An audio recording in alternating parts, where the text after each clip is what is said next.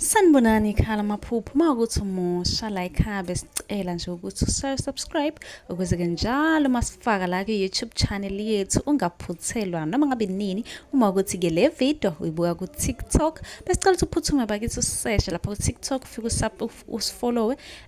Ngijwayele ukuba live nje uzobona wonke amavidiyo amaningi, kodwa amavidiyo amaningi agcwele la ku-YouTube, so kwakho ukuthi usubscribe and turn on i-notification bell ukuze njalo uma ngifaka amavidiyo izothi nqinqi efonini yakho ukuze ubone ukuthi la sikhuluma ngani, ngoba wonke ama-comment eniwabuzayo ngizolokhu nje ngenza amavidiyo ngafaka. Uma-ke nawe ubuzile ungakayiboni impendulo yakho, scrolla semaningi amavidiyo engiwenzile uzofika-ke lapho ubone mhlawumbe impendulo yakho, noma mhlawumbe uphuphe ungeza nawe uzoscrolla uzocinga impendulo. Ake ngiqhubeke ngichaze amaphupho eniwabuze kuma-comment section.